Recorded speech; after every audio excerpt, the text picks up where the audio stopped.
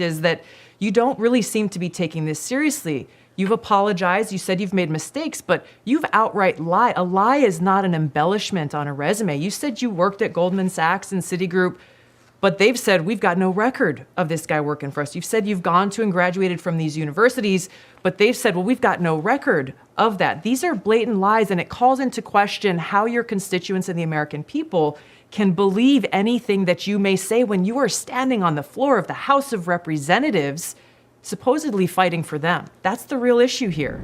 The thing is, Congressman-elect, integrity means, yes, carrying yourself with honor, but it means telling the truth, being a person of integrity. And if I were one of those in New York's 3rd District right now that the election is over, and I'm finding out all of these lies that you've told, not just one little lie or one little embellishment, these are blatant lies.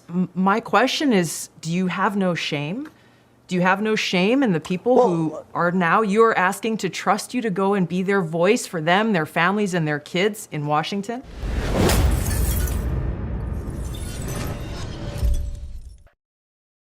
So this is Representative George Santos.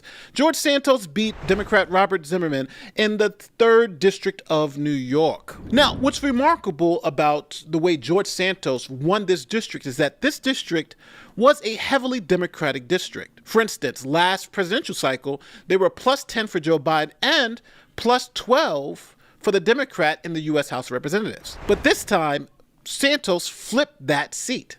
And now it's ruby red. And Santos did it with this fantastic resume. For instance, he said he graduated and has degrees from Baruch College and NYU. He worked on Wall Street for both Citigroup and Goldman Sachs. And he started his own not-for-profit, Friends of Pets United. Now, with this fantastic resume, George Santos told the people that he wanted to be their next congressman. And on election night, the 3rd District in New York voted to make George Santos their new congressman. But then something interesting happened. Both Baruch College and NYU said they had no record of George Santos attending their university. And then George Santos came out later and said he admitted he never graduated from any college. So, okay, well, that part of the resume was made up. But he still had worked for Citigroup. He still worked for Goldman Sachs. He still had this not-for-profit. That can't be fake also. Well, Citibank and Goldman Sachs said they don't have any record of him ever working there either. And then Santos then admits he never worked directly for Goldman or Citigroup. He chalked it up to a fib, a poor choice of words. Okay, well, he didn't work where he said he worked. He didn't go to school where he said he went to school. Well, what about this Friends of Pets United? He obviously started this not-for-profit Friends of Pets United. That can't be false, too. The thing that Eva McKen just mentioned is that he started something called Friends of Pets United. Right. They apparently ran it for several years, took money from people. It was supposed to help pets. There's no record with the IRS of the thing actually existing. And the New York Times reported that somebody who was supposed to be a beneficiary of this good work, and he's claimed to have saved thousands of pets, they said they never got any money. So charities in New York are monitored and regulated by the Attorney General, who's looking into it. So the IRS said they found no public records that this thing even existed. What? So that's not true also? All right, but George Santos says that he's a proud American Jew. Proud. He even puts this in his bio. His grandparents fled Nazi Germany and ran from the Nazis. Is this false? Additionally, Santos once called himself a proud Jew. But in an interview with the New York Post, Santos now says, quote, "I am Catholic. Because I learned my maternal family had a Jewish background, I said I was Jew-ish." And then he lied about his grandparents fleeing anti-Jewish persecution in World War II.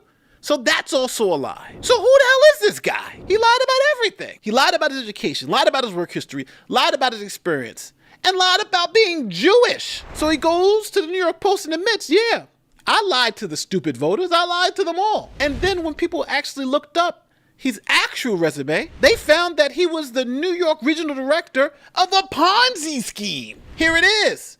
MAGA candidate, haunted by gig at reputed Ponzi scheme. The Daily Beast. So who the hell is this guy? Now, even though he lied about his whole history, he says that he is going to be sworn in as the new congressman for the 3rd District of New York.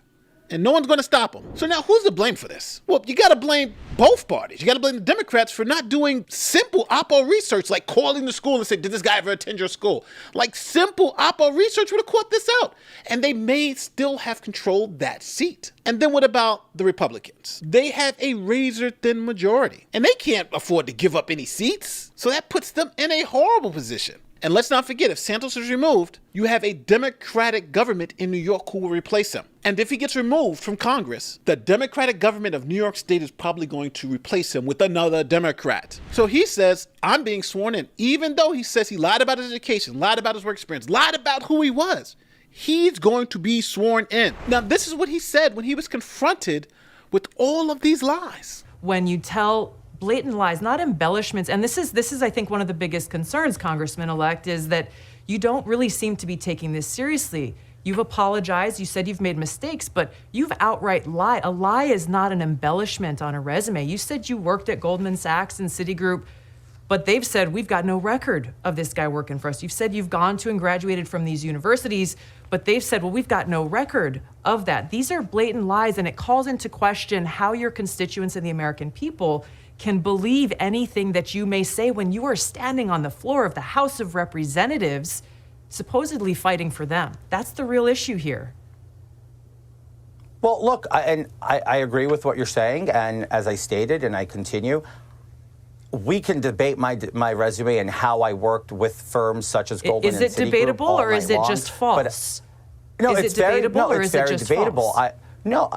No, it's not false at all. It's debatable. I can sit down and explain to you what you can do in private equity, in capital intro, via servicing limited partners and general partners. And we can have this discussion that's going to go way above the American people's head. But that's not what I campaigned on. I campaigned on delivering results for the American people by lowering inflation. I can sit down, and if you want to have that discussion, I'd be glad to, Tulsi, to explain that to you and make sure that we settle the score.